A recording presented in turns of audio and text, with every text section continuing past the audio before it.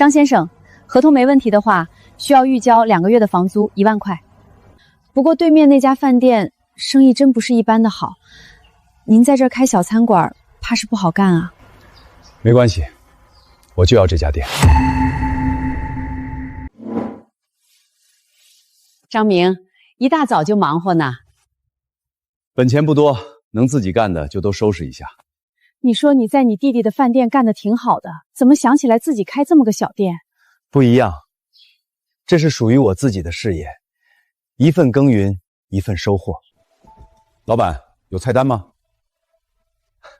不好意思，明天开业，到时候您再来，所有菜品半价。慢走啊，下次再来。得赶紧准备食材了。先来5斤，绝对新鲜。老板，你这牛肉能保证每天都供新鲜的吗？你要的量大，我还能每天给你送货上门。店刚开业，暂时先按每天20斤送。现在不用僵尸肉做菜的店可太少了，有空我得去你店里尝尝。好，随时欢迎。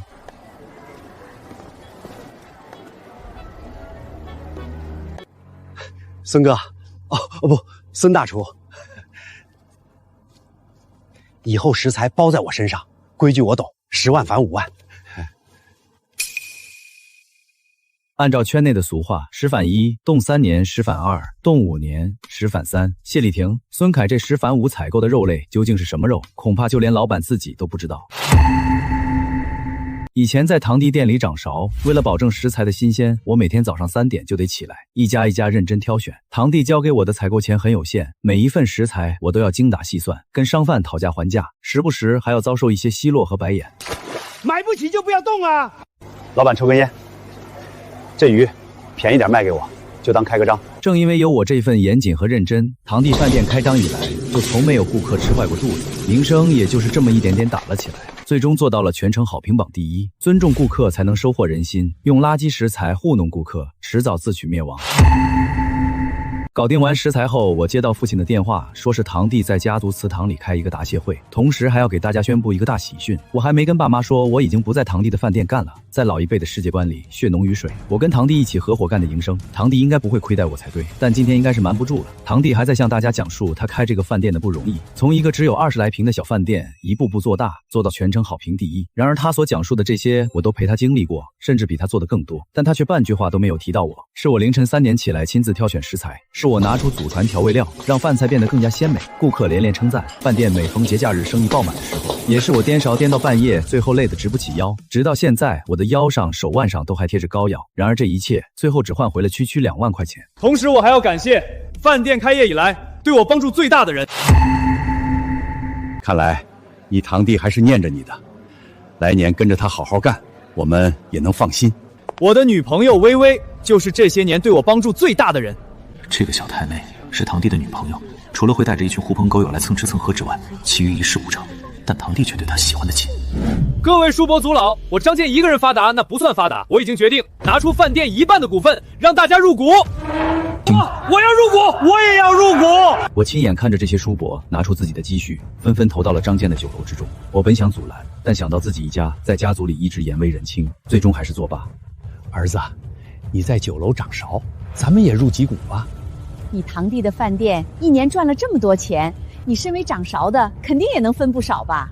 二婶儿，真没多少，饭店是堂弟开的，我就是来帮忙。对我们这些亲戚还藏着掖着干什么？快说说，到底分了多少钱？我之所以没有说那2万块钱的事，是因为即便我说了，这些叔伯也不会信，只会觉得是我在污蔑我的堂弟。不过这些都不重要，毕竟很快他们就会发现，这个1本万利的买卖，到底能让他们赚多少钱。回家后，爸妈明显发现了我的异常，围坐在一起问我堂哥到底给我分了多少钱。总共2万，正好达到咱们这里国家规定1年最低薪水限制。他1年赚500万，你1年累死累活跟他干，只给你分2万。父亲说着就要出门找堂哥一家理论，我连忙拦住了他，因为我知道堂哥现在正是意气风发的时候，这时候去找他就是自讨没趣。父母直了一辈子腰，不能在我这儿弯下来。我儿子每天起得比鸡早，睡得比狗晚，背上膏药就没断过，这么用心给他们干，他们也太不是人了。我知道，比起1年2万块钱，更令父母痛心的是，他们始终坚信的亲情就这么被无情践踏。爸妈，我已经打算好了，我准备自己开一家店。哥，你早就该出来单干了，我支持你。爹有娘有，不如自己有，你也老大不小了，爸尊重你的选择。儿子，这里是5万块钱，你爹娘没本事，帮不了你太多。这是我和你爸这几年攒下的养老钱。妈，这钱我不能拿。哥，这是我在学校勤工俭学挣来的钱，给你用。都拿着吧，咱们是一家人，不管出了什么事儿，也该是一家人一起来。日子很快就过去，转眼就到了堂弟新酒楼开业的时候。这天一早，我们一大家子都在自家的小店里忙碌着，而我堂弟张健不知道从哪里知道了我开店的消息，带着不少叔伯一起赶过来看我的笑话。堂哥，明天我酒楼开业，车肯定停不下，到时候可能要把车停在你们店门口。反正你这小店也没什么客人，咱们是一家人，这时候可得互相帮衬帮衬啊！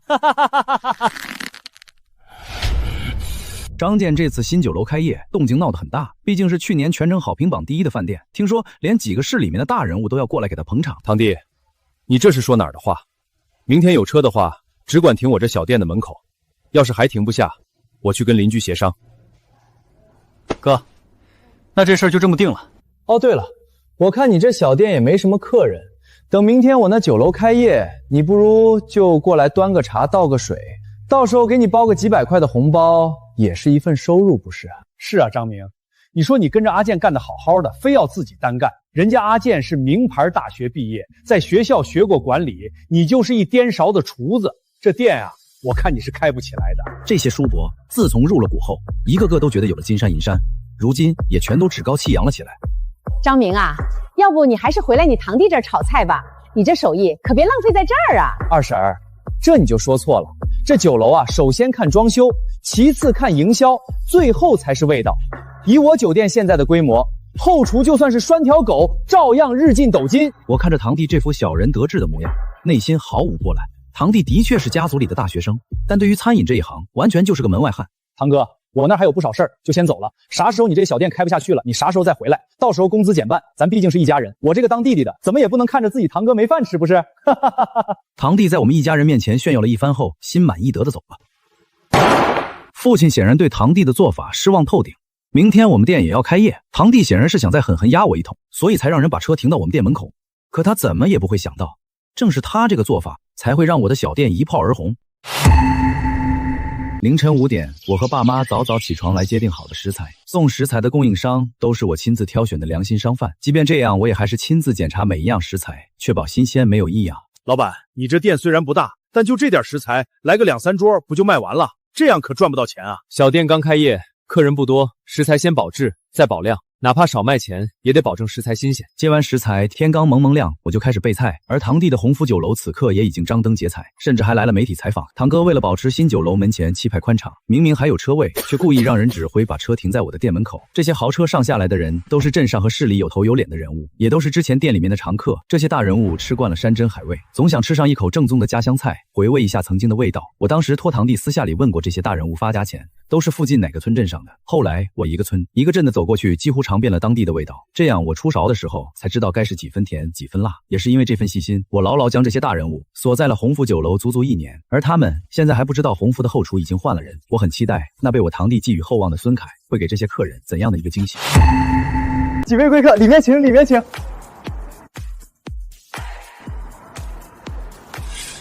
此时新酒楼门外排起了长队。还要排多久啊？我看这还有一家小饭店，要不咱们去哪儿吃一口吧？吃啥吃啊？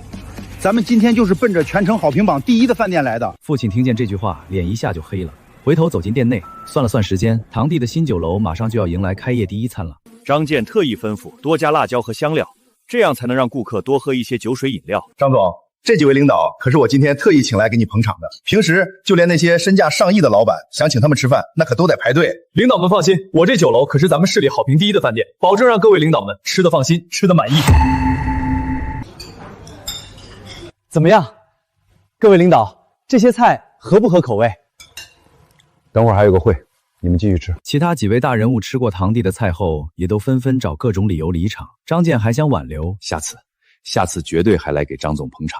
今天确实有些急事儿。这些大人物们走南闯北，个个都是人精，明明吃出来酒楼食材有问题，却都没有当面跟堂弟说清楚，只是随便找了个由头，各自离去。张健看着几位大人物离开的背影，挠着后脑勺想不明白，但看着酒店内依旧高朋满座，堂弟还是露出了开心的笑容。而我的店直到下午1点，一桌客人都没上。爸妈眼看着堂弟的酒楼还在排长队，急得不行。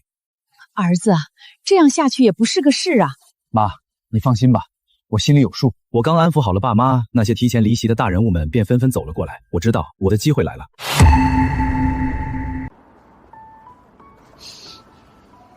这味道，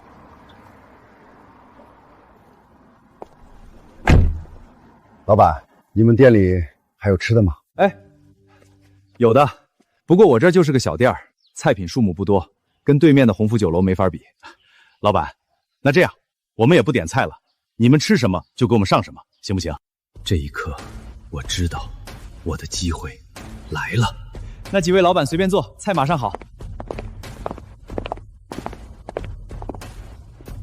店里终于开张，爸妈高兴的不行，忙前忙后的招待，而我却知道这是必然的结果。当堂弟为了恶心我，故意让人把车停到我的店门口的时候，就注定是把顾客亲手推到我面前。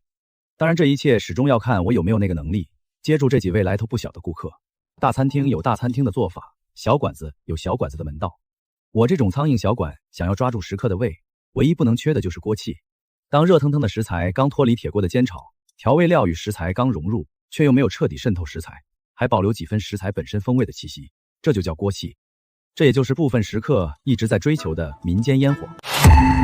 爸妈满脸紧张站在一旁，十分紧张地等着那几位大人物给出这几道菜的评价，毕竟他们是我这小店的第一桌客人。爸妈满心期待，希望能给我讨个好彩头。大人物率先拿起来了筷子，夹起一份葱爆牛肉。虽然我对自己手艺有十足自信，但在这一刻内心也不免有些忐忑。大人物吃下葱爆牛肉的那一刻，整个人眼睛都放光了，朝身边另外几位点点头，不错，真的很不错，就是这个味儿。好在所有的忐忑与不安都在这几位食客的连连称赞下逐渐消弭。几位大人物满意点头，纷纷大快朵颐。爸妈看着这一幕也笑了起来。爸妈见此也悄悄松了口气，万事开头难，看来这小饭店的第一关算是完美度过了。饭后几位大人物满意擦了擦嘴。饭后我和父亲亲自把几位大人物送上了车。大人物拍着我的肩膀感叹道：小伙子，谢谢你今天没让我们扫兴而归啊。不过你这菜的味道，你说实话，鸿福酒楼以前掌勺的是不是你？老板，过去的事儿就让它过去吧。我就说怎么现在鸿福酒楼的饭菜味道不对，原来是换主厨了。何止是味道不对，那食材我一口就吃出来不新鲜。那位张老板，把路走窄了啊！在跟父亲保证会经常光顾小店后，这几位贵客便上车离开了。而这一幕也恰巧被那些还在堂弟酒楼门外排队的顾客看见。老板，还有吃的吗？有，这边请。很快，我这个小店的第二桌客人也吃上了饭。这也太好吃了吧！这简直就是人间美味啊！老板，你这厨艺也太棒了，简直能比上那些酒店的5星大厨。你们要是觉得好吃，可以在网上给饭店写一些好评，这顿饭我给你们打8折。去年堂弟的饭店能冲上全县好评榜第1，堂弟以为是他营销模式足够新颖，但其实这里面大多数都是靠食客们自发的赞美。老板，好评是肯定的，打折就不必了。以后我们来吃饭还能保持这个味道就行。好，我向你们保证，这个店的味道一辈子都不会变。只有真正好吃的饭菜，才能让食客发自内心的好评，而不是靠着礼品引诱和道德绑架，让食客强行去打出好评。一天的营业下来，我的小店总共接待了10桌客人，营业额也只达到了3000元整。看着堂弟发出的朋友圈，我没有羡慕，因为我知道这18万的单日营业额不是鸿福酒楼的起点，而是终点。堂弟酒楼开业第1天，营业额18万，而我的苍蝇馆子只有3000块。一天18万，那年底给咱们这些亲戚分红，至少能分几百万啊！几百万，一天18万，一年360天，年底就能挣6、7千万。咱们这些投了钱的亲戚，岂不是都能发大财了？这些给堂弟酒楼投了所有积蓄的亲戚们，现在还在做着分钱的美梦。殊不知，从堂弟开业第1天，他们的美梦正在一点点破碎。而首战告捷的堂弟，也迫不及待地过来炫耀了一番。堂哥，给今天客人剩下的饭菜我给你带了点儿。哎呀，今天实在太忙了，第一天开业就卖了将近20万。恭喜！你这是也开业了？这咋没人呢？今天也来了几桌客人，卖了3000多块。3000块！笑吧，很快你就笑不出来了。堂哥，你这家店不大，接点我的散客也能赚。我每天10几万营业额，分你几千，够吃饱穿暖。张健又炫耀了一番，随后开着他的宝马，心满意足地离去。而我则是拿出手机，第一时间打开了一个点评网页。在本地美食排行榜上，第1名自然还是堂弟的酒楼，几个高分评论还在，但是往下滑就会发现，在短短几个小时内出现了不少低分差评。我看着这些不断冒出的崭新评论，心中已经有了底。我又打开了自家小店的网上评价，虽然只有寥寥几条，但好评率却是100%。家人们，宝藏饭店就在鸿福酒楼对面，老板做的饭菜巨好吃，价格还便宜，无脑冲！现在的年轻人表达方式就是这么简单又直接，但往往就是这种表达最能吸引人眼球。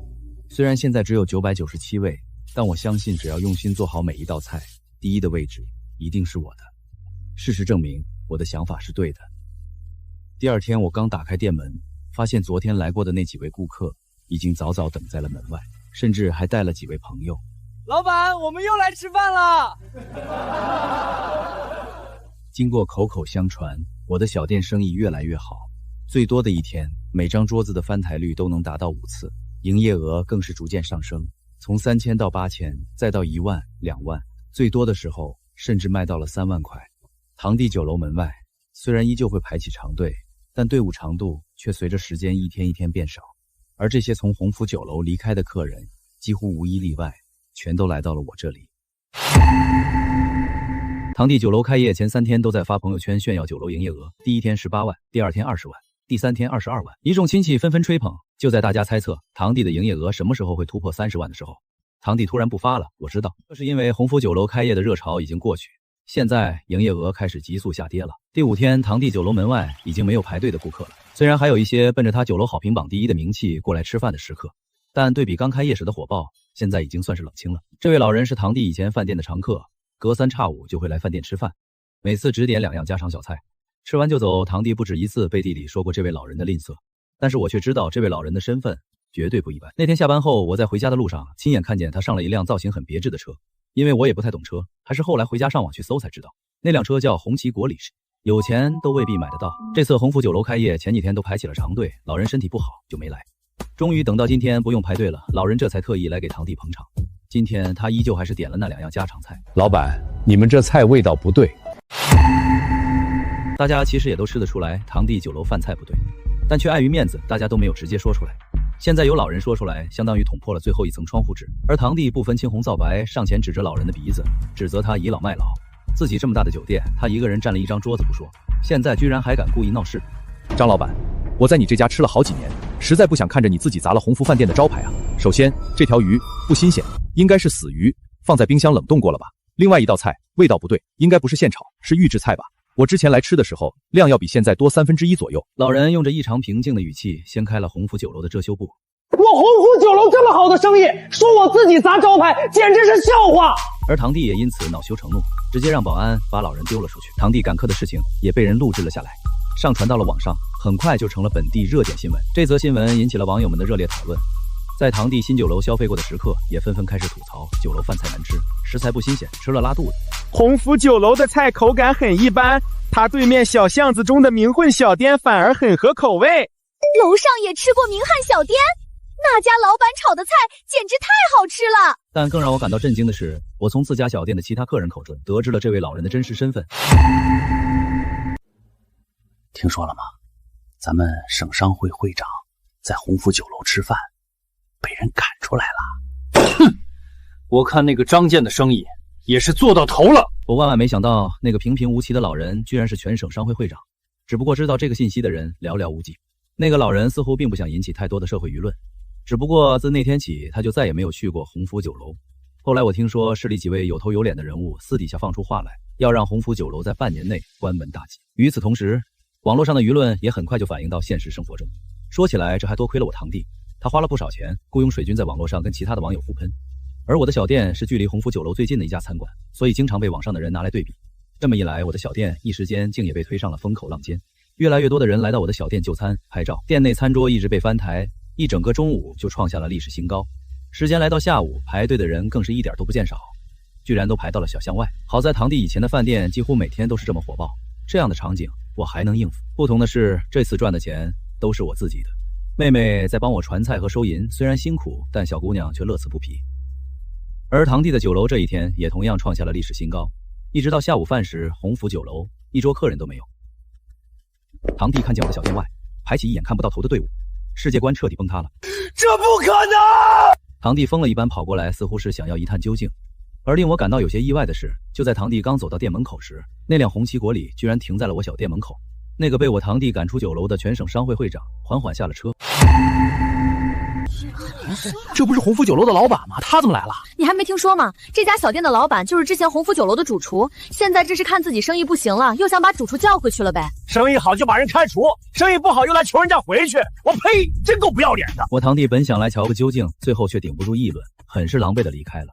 而那位老人似乎也并不想搞特殊，只是进店问了2个问题。老板，你之前是鸿福酒楼掌勺的？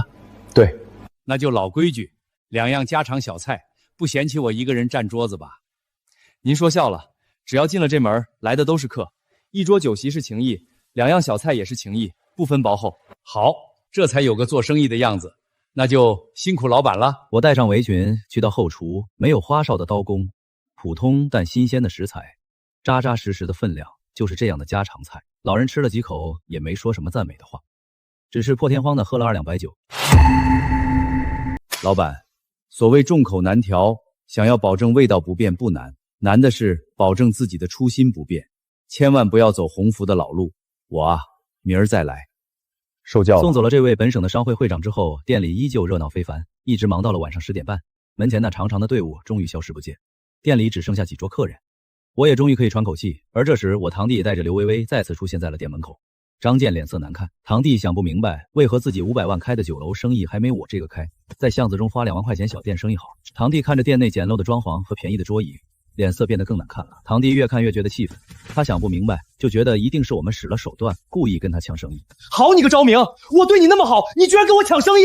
张健，去年年底你说你要办大酒楼，亲自解除了我和鸿福酒楼的雇佣关系，现在我正常做生意，怎么就影响到你了？看来外面传的都是真的，这家店的老板以前真是鸿福酒楼的主厨。鸿福酒楼现在还好意思找别人麻烦，自己做出来的东西烂成什么样了，自己不知道。就是我上次在鸿福酒楼打包的饭菜，我家狗吃了，自己去厨房做了3菜1汤。顾客们的调侃让堂弟气得满脸通红，他恶狠狠地盯着我。张明，咱们走着瞧。堂弟带着小太妹离开，爸妈也因为堂弟对我无端的指责，心中最后一丝亲情也彻底磨灭。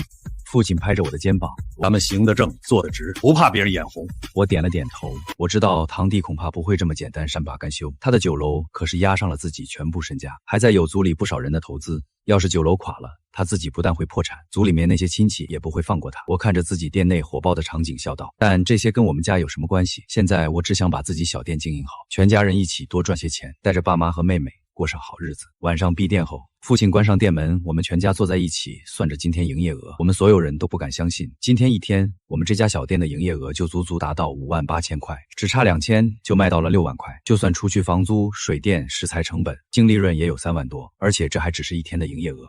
与此同时，堂弟那边，我看向窗外，堂弟酒楼收银柜台空空如也，堂弟满脸愤怒砸向收银柜台。我的小店开业1周后，营业额首次超过了堂弟的大酒楼。堂弟新酒楼的口碑在短短1周内快速崩坏，眼看着我们小店生意越来越好，父亲提议把旁边的商铺也租下来，扩大规模。对于这个建议，我们全家都表示非常赞成。这件事，父亲说让他去谈。这种一家人都在支持自己的感觉，是我以前从来没有体会过的。所以我要更加努力，来回报家人的支持。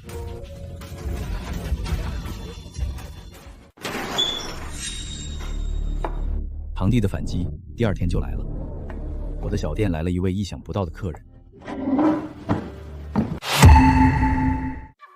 背叛我的徒弟，今天提着礼品上门，说要孝敬我。用脚趾头想也明白徒弟的心思，肯定是堂弟酒楼生意不好，特意派徒弟前来偷师学艺，希望能以此挽回他酒楼的败局。堂弟不知道，他的酒楼之所以生意不好，有很大一部分原因就是我这位徒弟吃了很大的回扣，用了极其廉价的食材。徒弟还想进后厨偷师学艺，却被我的家人强行拦了下来。师傅，我这手艺不好砸的，不还是你的招牌吗？而我的徒弟居然还在外面恬不知耻的叫嚣。你就再教我几招，我学会了也是给你长脸呀。我没什么好教你的，该教的早在几年前就教过你了。你肯定还藏了一手，别以为我不知道，你做的菜之所以比我做的好吃，就是因为那道秘方。徒弟指责我不把做菜真正的秘方交给他，他却殊不知那道秘方我在他拜师第一天就给交给他了。要不是有那道秘方在，你这屁大的小店怎么可能有我们鸿福酒楼的生意好？你说的没错，我确实有一道能饭菜变得更加好吃的秘方。给我，只要你把秘方给我，要多少钱都可以。不是钱的问题。那你要什么？我的秘方你永远学不会。徒弟不相信，但以他的做菜方式，不可能！我的秘方他是真的永远也学不会。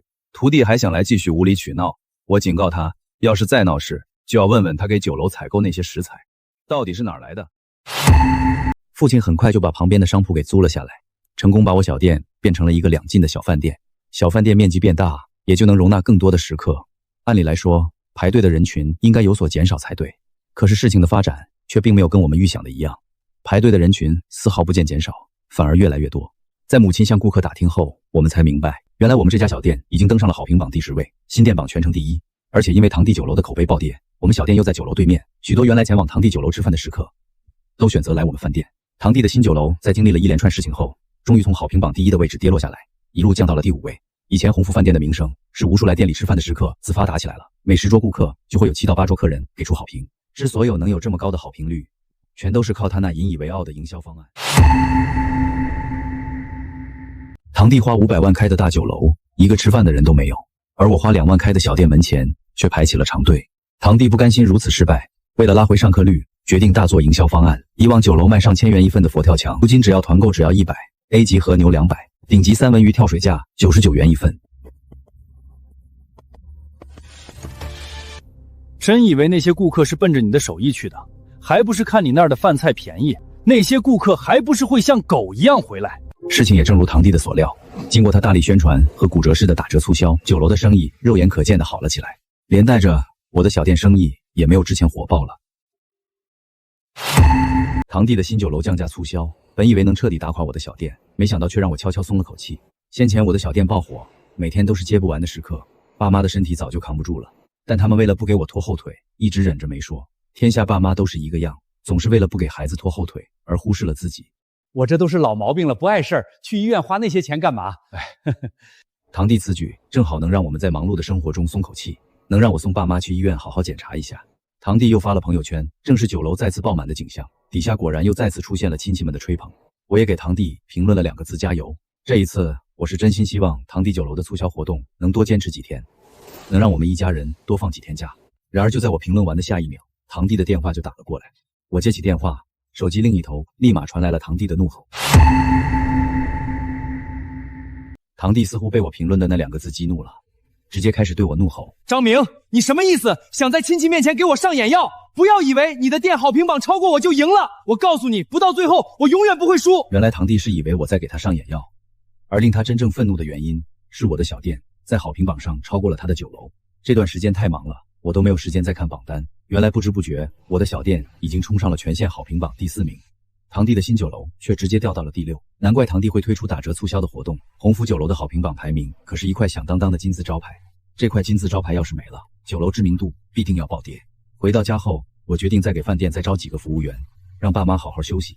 可是爸妈却十分倔强，表示不同意。你那店才刚刚起步，用些陌生人我们不放心，趁着我和你爸身子骨还算硬朗，还是多帮你干几年吧。我握着父母的双手，父母为了给我的事业帮忙，累得直不起腰，我却让他们不要干了。爸妈，你们就放心休息吧，我肯定会好好挑些新人，况且还有妹妹在店里帮我。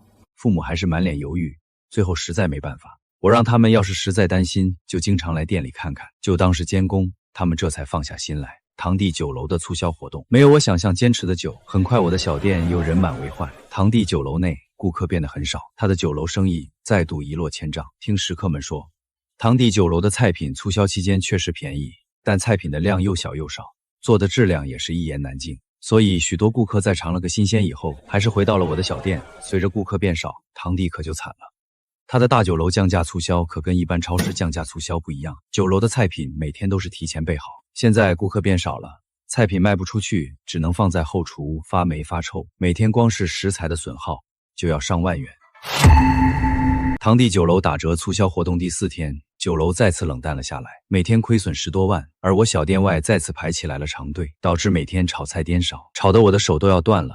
面对这火爆的场景，妹妹建议再次扩大规模，将楼上商铺也租下来。我粗略算了算，要是能把楼上2间商铺盘下来，能多3个大包房和10张桌子，生意好的时候，每天营业额恐怕能突破10万。但是真要有这么大的规模，后厨肯定得再次扩张，我一个厨师肯定不行，至少还得再加2个配菜、3个切墩，以及2到3个厨师才行。父母的意思是，维持现在生意就差不多了，扩张就意味着风险，一家人能安安稳稳生活就行。而且他们还提到了我以前的徒弟孙凯，后厨要是再招到这种白眼狼徒弟，只怕又会带来祸端。我的小店开业2个月以后，终于再一次迎来了扩展，最终我还是说服了父母，将楼上2间商铺盘了下来。走到这一步，小店的规模已经跟去年堂弟鸿福饭店规模差不多大。堂弟走到这一步用了3年多，而我的小店只用了2个月。几个老实腼腆的年轻人站在我面前，饭店扩张搞定以后，就是后厨的扩张。爸妈亲自把关，给我招来了几个农村来的老实孩子。父亲打着包票告诉我，这几个年轻人他都了解过家庭环境和成长经历，都是那种吃苦能干、老实巴交的孩子，保证不会干出那种偷师学艺、背叛师门的行径。我笑着摇摇头，亲自把3个年轻人领进后厨，教3个年轻人做菜。其实我根本不怕任何人偷师学艺，我做菜的秘方从来没有瞒着任何一个人。3个徒弟看着我做菜，满脸崇拜。至于他们能不能学到，那就看够不够用心。堂弟和刘薇薇走进小店，堂弟头发凌乱，略显颓废。被堂弟酒楼扫地出门2个月后，堂弟跪着求我回去。堂弟手上提着礼品，看着父亲尬笑。刘薇薇则是满脸不情愿。二叔，我们来看你了。爸妈看着堂弟满脸嫌弃，爸妈并不欢迎堂弟前来，但堂弟还是厚着脸皮进门坐下。堂弟看着店内的规模，满脸震惊。堂弟惊讶于我这小店扩张的速度，他怎么都没想到，2个月前还被他以2万块钱羞辱，并且扫地出门的堂哥，会在短短几个月内取得他奋斗3、4年的成果。堂弟把礼品往前推了推，脸上露出意气风发的神色。堂弟在短暂震惊后，终于说出了此次的来意。堂哥，我想让你回来帮我，咱们兄弟在一起做大做强。我看着堂弟现在的样子，又想到了2、3年前他的饭店快要干不下去，第一次来我家求我的模样。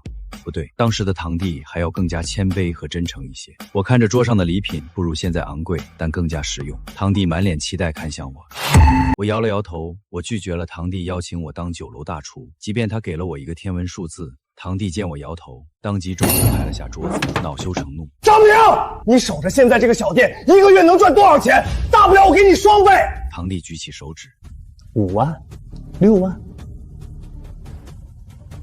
我给你1个月7万，能不能跟我干？堂弟说着就直接拿起一个手提箱，打开里面装着慢慢现金，摆在众人面前。堂弟大概以为我没见过什么大钱，所以这次准备直接用钱砸晕我。上个月我提着1袋子钱去银行存钱，他不知道，早在上个月我小店一整个月的营业额就已经突破了30万。我默默把钱推回堂弟面前，一朝被蛇咬，10年怕井绳。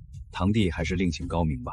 堂弟重重一拳砸在桌子上，堂弟没有料到我会再次拒绝，狠狠盯着我，恨不得把我千刀万剐。我父母和妹妹站了起来，站在我身后。堂弟提着皮包，带着刘薇薇离去。张明，我迟早会证明，就算没有你，我的酒楼也能开得下去。堂弟从小就是个不服输的人，这次来找我，他的酒楼恐怕出了大问题。堂弟酒楼内空无一人，堂弟的酒楼开业2个月后，终于濒临倒闭。酒楼前人来人往，却无一人走进酒楼。整座酒楼一整天，一桌顾客都没上。堂弟看着账单发呆，面对与日俱增的亏损，堂弟丝毫没有办法能用过的办法，他都用过了，短时间内根本没有办法扭亏为盈。就在堂弟即将绝望的时候，他的女朋友带着一群人来酒楼吃饭。混混指着菜单开始专挑贵的菜点，刘薇薇的大哥每次前来还都专挑贵的菜点，表现得很大气。堂弟尽心服侍开心，而且这位大哥不但自己来吃饭，还叫来了越来越多的小混混，直到把整座酒楼坐满。越来越多的小混混进去酒楼，堂弟大喜。时隔多日，堂弟的酒楼终于再次爆满，一群小混混在酒楼内大肆喝酒吹牛。然而就在结账的时候出了麻烦，堂弟把账单递到混混面前，混混却一把推开。记账？大爷，我还能差你这点钱？堂弟正要发怒，却被刘薇薇拉住。刘薇薇直接拿过堂弟手中账单，一把撕碎。堂弟的女朋友不但把账单撕碎，甚至还要让堂弟给混混赔不是。我大哥可是道上响当当的人物，他来吃饭还能不给钱吗？挂账懂不懂？等到凑个整一起结。再说了，我大哥可是认识一位道上的大佬，到时候帮你引荐一下，还愁酒楼没生意。堂弟原本还愤怒的神情顿时恍然。可以，只要您愿意照顾小弟生意，帮忙引荐那位大哥，您在我这儿挂账绝对没问题。自从得了我堂弟的首肯以后，刘薇薇口中的那位大哥几乎每天都会带着一大批人来到堂弟的酒楼吃饭，但每次都是记账。堂弟看着越来越多空白账单，咬牙切齿。堂弟虽然不满，却也没有太好的办法。一来是他们口中的那位大哥还没有给他引荐，二来是这些混混虽然每天都来挂账，但也确实给酒楼增加了不少人气。一来二去，平日里的散客倒是比往常多了不少。但没过几天，给堂弟投资的一群亲戚一起来到了酒楼视察。大伯和三叔带着亲戚来到我的饭店门口。其实在去堂弟酒楼之前，他们先来了我的饭店看看。大伯和三叔看见我的饭店内满客，而且还有不少人排队，表情震惊。他们有些惊讶，我的饭店生意这么好，但由于都投资了堂弟的酒楼，嘴上依旧还是看不起我们一家。大伯满脸鄙夷走进饭店，指着菜单，卖的这么便宜，就算生意好也赚不了几个钱，一辈子劳碌命哦。父亲听着大伯的讽刺，心里十分不舒服，但终究还是没当面驳了大伯的面子。你这娃没本事哦，你爸妈这么大年纪了，从来没享过福，还帮着你忙前忙后，真是造孽呀！母亲上前指着三叔鼻子开骂，我们不帮亲儿子帮谁？你们有眼光有魄力，哼，敢花大半辈子积蓄给别人打水漂。大伯、三叔脸色一变，他们还不知道堂弟的酒楼从上个月开始就一直在亏损，连员工的工资、下半年的房租都要发不出来了。大伯、三叔脸红耳赤，指着我的父母。大伯他们反驳了我爸妈，觉得我们在造谣，就是眼红堂弟生意好。我妹妹张诗诗直接掏出手机举到他们面前，让他们亲眼看见。鸿福酒楼的好评榜跌落到第20名，评论区全是差评，一众亲戚满脸不可置信。新任好评榜第一，赫然我们的明和饭店。他们刚刚还在看不起的小店，大伯和三叔被怼得面红耳赤，带着一众亲戚纷纷逃离。他们走后，立马去了堂弟的酒楼。要是真的严重亏损，他们大半辈子的积蓄可就全都泡汤了。大伯和三叔进入酒楼，发现酒楼内坐满了人。大伯两人松了口气，觉得我们一家在说瞎话。堂弟的酒楼明明生意红火，怎么可能是要倒闭？就在两人还在商量待会儿出来怎会训斥我们一家的时候，不小心撞到了一名小混混。小混混揪着大伯的衣领，满脸愤怒，双方发生冲突。大伯和三叔十分硬气，说他们是这家酒楼老板的长辈，让小混混不要不识好歹。这些在社会上厮混的混混哪管他们这些，直接给了两人一人一巴掌。堂弟恰好楼上下来看见酒楼的动静，惊动了堂弟。他出来恰好看见大伯和三叔被一群小混混围在中间。大伯和三叔看见堂弟，连忙跑了过去。大伯和三叔在堂弟酒楼被小混混打了，堂弟却只当没见。堂弟捂着额头，满脸不耐烦。堂弟这几天本来就被这群小混混烦得不行，现在自家长辈又被他们打了。堂弟指着小混混，表情愤怒。堂弟正想发怒，却又被刘薇薇拦了下来。刘薇薇挡在小混混面前，直接给了堂弟一巴掌。堂弟满脸不可置信。我大哥这段时间天天照顾你生意，还帮你约道上的大人物，你居然还敢惹他不开心！大人物，大人物，你们这么多人这些天一直白吃白喝，大人物鬼影都看不到，我看你们就是在耍老子！堂弟指着在场所有人怒吼。几天，这么多小混混每天都来酒楼吃白食，堂弟光是食材都亏了10几万，还把酒楼弄得乌烟瘴气。听说单单是扰民投诉都接了4、5起。堂弟拿起账单，掏出手机拨打110。堂弟不想再当冤大头，想要报官找回一些损失。虎哥明天就来，只要他愿意帮忙，肯定能解决酒楼的亏损。堂弟的手指停在拨号键上，在堂弟苦口婆心劝说下，大伯和三叔那2巴掌只能算白挨了，揣着满肚子委屈默默离去。堂弟满脸期待站在酒楼外等着。经过漫长的煎熬，就在堂弟的酒楼即将坚持不住的时候，终于等到刘薇薇所说的那个能解决他所有麻烦的大人物。虎哥从一辆豪车上下来，上半身画满了纹身，整个人状态十分嚣张。堂弟看着虎哥的样子，简直不敢相信，他怎么也没想到女朋友所说的大人物居然是这么一副模样。刘薇薇拉扯着张健，连忙热情迎了上去。他的女朋友以前只是一个混社会的小太妹，他眼中所崇拜的大人物，其实更像电影当中的陈浩南、古惑仔那种。酒楼内，堂弟虽然不情愿，但小太妹却十分崇拜虎哥，把这段时间堂弟所遭受的困难，包括我抢堂弟的生意，一股脑全告诉虎哥，希望虎哥能帮忙解决。一个开饭店的小老板，哼，明天就帮妹夫摆平。虎哥，你想怎么摆平我堂哥他们？虎哥皱眉，面露不喜。刘薇薇暗中戳了戳堂弟，江湖上的事儿，你少打听。这世界上就没有我虎哥摆不平的事儿。虎哥翘着2郎腿坐在主位上，刘薇薇在给虎哥点烟。堂弟为了搞垮我，把仅剩的家底都给了黑社会。可他没想到，虎哥这群人就是见钱眼开的主，收了钱也未必会真心办事，不过是想趁机敲诈他一。张健内心厌恶，但还是掏出一个信封递给虎哥。虎哥摸了摸厚度，答应尽快去办。刘薇薇见状，满脸欢喜，拍着虎哥的马屁。第2天，小饭店内，我在后厨教新招的徒弟切菜，父母在擦着桌子，一家人其乐融融。我本想着早点教会员工，让爸妈也能轻松一些，没想到堂弟竟然会找这些地痞流氓来对付我。正值饭点，虎哥一群人浩浩荡荡快走进店里，我妹妹原本想让他们去排队，谁知虎哥他们却直接撵走了一桌客人，大大咧咧地坐了上去。虎哥坐在位置上，眼神不善地看着还没有走的客人。我父亲在后厨听到动静，连忙走了出来。虎哥抬头看了那一桌客人一眼，那桌客人怕惹火上身，直接就走了。店员递上菜单，虎哥点菜。虎哥把店里最贵的菜都点了一遍，又点了几箱啤酒，还想让服务员小妹陪他喝点。服务员被吓得脸色苍白。我父亲起初并不想接待这桌客人，可我知道这些人今天不来，明天也会来，这一关迟早要过。快要吃完的时候，虎哥突然揪了小弟一把黄毛在锅里。饭菜有问题，这什么破店？虎哥向我索要5000元的赔偿，并大声嚷嚷饭菜不干净，就是想要我没法正常做生意。我摘下了厨师帽，又指向家里人和服务员，意思不言而喻。店里根本没有黄色的头发。先生，如果您是来吃饭的，我欢迎；如果您是来闹事儿的，很抱歉，您来错地方了。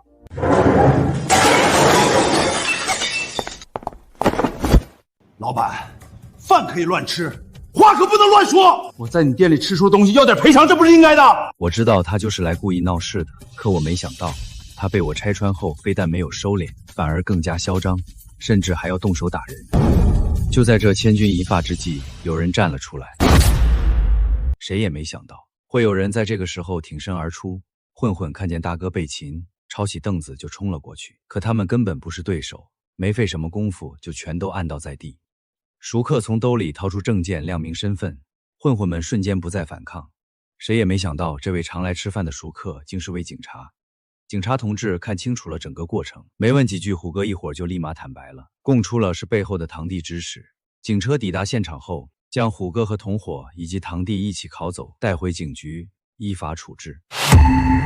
后来听警察同志说，那位虎哥确实是一位大人物，一个牢里面的大人物，早些年捅伤了人，前些日子刚被刑满释放。堂弟和虎哥被放了出来，堂弟派人来砸我店铺的事儿，最终被定性为寻衅滋事，关了半个月就被放了出来。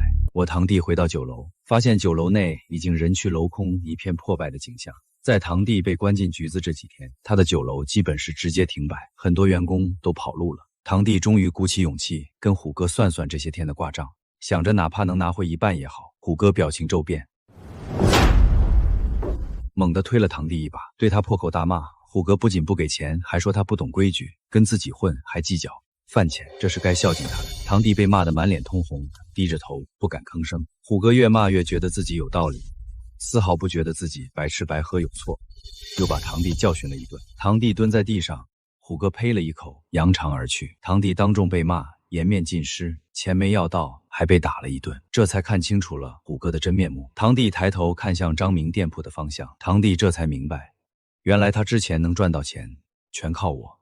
想带着小太妹一起去真诚道个歉，就算给股份，也要把我请回去。堂弟回到住处，推开门却愣住了，屋里空空荡荡。认清现实的堂弟本打算找小太妹一起去道歉，可一进家门，发现小太妹早就在他关押期间不辞而别，屋里没有留下任何值钱的东西。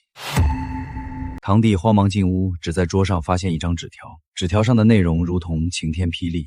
小太妹直言，跟他在一起就是为了他的钱，现在他没钱了，自然不愿意再和他一起过苦日子。小太妹坐上虎哥的摩托车，搂着虎哥的腰开向远方。原来小太妹和她的大哥早就勾搭在了一起，趁着堂弟出狱的时机，直接跟着大哥跑了，从头到尾都没有真心对待过堂弟。最后一行字，小太妹坦言，腹中的孩子别人的更残忍的真相接踵而至，堂弟的爱情事业都没了，双重打击让他瞬间崩溃。他一直期盼的孩子竟然也不是自己的，遭遇兄弟背叛，女友抛弃，事业失败的堂弟突然笑出了声音。赵明，我还有赵明，我要去找赵明。堂弟跑出了屋，堂弟在大街上抓住一个路人，对他吼道：赵明，你回来吧，我分你1个月5万，不，我给你1个月10万、100万，我求求你回来吧！接连的打击彻底压垮了堂弟，他变得疯疯癫癫。堂弟突然冲到路人面前，跪倒在地，他把每个人都当成了我，然后跪着求我回去。对面酒楼大门紧锁，贴着倒闭转让，旁边我的饭店生意红火，鸿福酒楼最终还是彻底倒闭关门。曾经嚣张的员工孙凯也因此彻底失业，走投无路，只能厚着脸皮又回来找我。孙凯衣衫褴褛，神情憔悴，在饭店门口徘徊半天，不敢进门。孙凯当初跟着老板把我挤走，还把饭店搞黄了，在整个行业都没人要他，自己攒的那点钱也跟着投资酒店烟消云散，实在没有地方去了。孙凯咬牙走进饭店，走到后厨，低头认错。走投无路的孙凯不停道歉，说自己只是一时糊涂，希望能回到店里打工。看在师徒一场的份上，只求给自己一口饭吃。我停下手中的活，看着孙凯，摇了摇头。我没有心软，也没有被他的可怜打动。一朝被蛇咬10年怕井绳，只是平静地拒绝了他。孙凯要下跪，被我拦住。当初的伤害太深，自己可以不记仇，但是这个店是我们一家子的心血，不可能让不稳定的因素存在。孙凯脸色苍白，愣在原地，一脸绝望。孙凯以为自己是我唯一的徒弟，就算不让他当厨师，起码也会让他当个服务员。万万没想到我会直接拒绝。我不再看他，接着忙碌。孙凯灰溜溜地走出了饭店。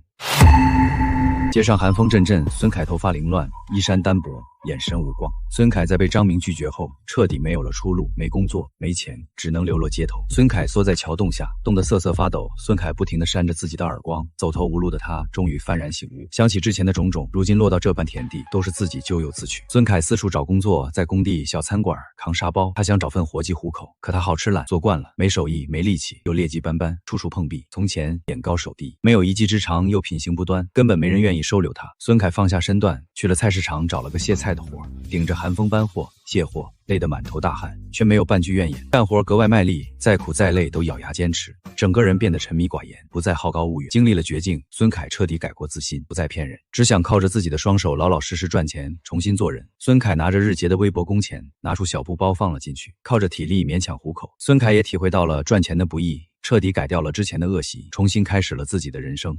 孙凯来到了我的饭店门口，深深地鞠了一躬，他心里万般愧疚，知道自己没脸再面对张明，这一躬是道歉，也是告别。孙凯背着自己的小布包，坐上了开往外地的火车。正午时分，饭店人声鼎沸，每个位置都坐得满满当当。我靠着诚信经营，每天都座无虚席。对面酒楼关门之后，客流量都到了我这边，口碑越传越快，甚至有外地的专门过来吃，生意越来越好。原本扩建后的店面早已装不下源源不断的客人，看着客人天天排队，我想把店面扩大，让大家能少等位，生意也能更上一层楼。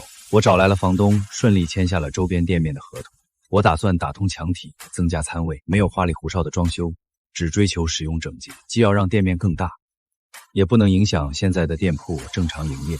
扩建的日子里，我全程都守在店内，全新的饭馆彻底大变样，不用让客人挤小板凳等号了。街坊路过都忍不住夸赞，说张老板在这开店，顺带着他们的生意也好了起来。新店开业没有大操大办，我和父母简单剪裁，店里很快就坐满了人。我扩建后的饭馆坐满食客，出菜顺畅，秩序井然。饭店扩建后，我早就月入100万了，并且销售额还越来越多。消息很快传回了同族亲戚耳中，亲戚瞬间红了眼，打起了我的主意。饭馆突然闯进蛮横的2男1女，是张明的远房堂叔、堂婶和堂弟。这几个亲戚向来游手好闲，前段时间跟着盲目投资，不仅赔光了积蓄，还欠了一笔外债。一听说我的饭馆做大还扩建了，就急匆匆的上门了。堂叔往桌上一坐，就开始哭诉自己亏了多少钱。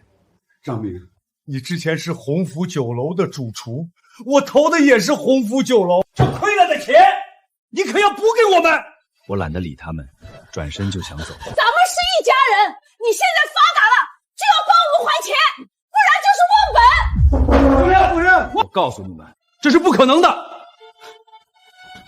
呦，大家快来看呀！完了天了！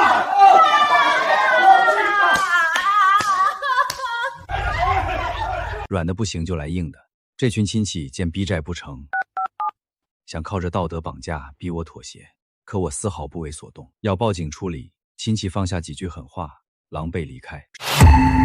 亲戚看着鸿福酒楼破败的样子，满脸震惊。那些跟着堂弟投资办酒楼的亲戚们，最后都赔得血本无归，大半辈子积蓄全都搭了进去。为了挽回损失，他们几乎把酒楼翻了个底朝天。然而堂弟欠的外债也在找他要钱。现在的鸿福酒楼一草一木都属于法拍资产，最终他们不但没有挽回任何损失，还被债主们又要求赔了一大笔钱。债主拿着合同指着条款给亲戚们看，因为他们给堂弟签的投资条款上明明白白写着他们是作为酒楼投资方入股，参与年底分红。现在酒楼垮了，他们身为股东自然要共同承担债务。最后酒楼外被挂上出售的招牌，我们一家看着酒楼，谁也没想到曾经制霸一方的鸿福酒楼会在短短几个月内就轰然倒塌，而鸿福酒楼的老板我的堂弟却神秘失踪，没人知道他去了哪里。虎哥带着小太妹从家里跑出来后，一开始还觉得潇洒，可从堂弟那里卷走的钱很快就用光了。他既不想上班，又吃不了苦。以前靠欺负人过日子，现在到了城里，根本没人怕他，也没人让他免费吃喝，日子一下子就垮了。虎哥，我有点饿，想吃点东西。吃，就知道吃，老子哪来的钱？曾经那么好的2个人，现在一开口就是吵架。虎哥怪小太妹拖累自己，小太妹怪虎哥没本事。现在才知道以前的日子过得有多安稳。虎哥打电话找以前的朋友借钱，要么没接，要么忙音。虎哥这才明白自己以前的江湖义气、兄弟感情都是假的。有权有势的时候，身边全是朋友，现在落魄了，一个真想帮他的都没有。虎哥本性暴露，又开始干偷鸡摸狗的事情。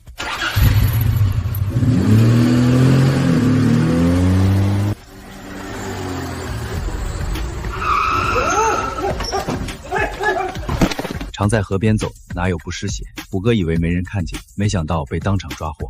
小太妹在家等半天，也没看见虎哥回来，挺着肚子出去找。刚到门口，就看见虎哥被押上警车。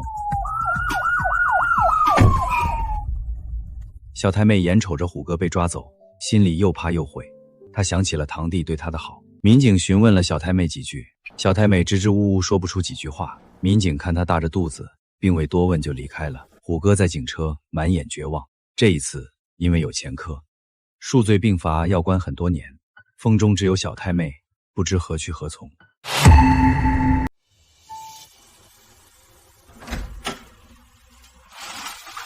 时间抚平了所有，我家日子越来越踏实，饭馆生意也越来越稳定。徒弟都开了2家店铺，学到了8分手艺，但更重要的是学到了诚心做人。生意红火，家人安康，这就是我一直以来追求的生活。我提着饭菜来到了精神病院，堂弟如今的处境，说他罪有应得也好，自作自受也罢，现在他疯了，傻了，一切也就结束了。往后余生，就让他在这精神病院好好生活吧。孙凯在外地的工厂认真干活，勤勤恳恳。他给我寄过一封信，只有短短一句：师傅，我错了，我会好好做人。他完成了自己的救赎。阴暗的看守所里，虎哥满脸憔悴，再也没有了当年的意气风发。老人杨元生带着一个美女姑娘来到店铺前。这位全省商会会长是我店内的常客，一来二去越来越熟。他居然说要把小女儿介绍给我，我当然明白他此举的含义，欣然接受。在岳父的帮助下，我的明和小店成功开满了全国，我也终于带着家人过上了幸福美满的生活。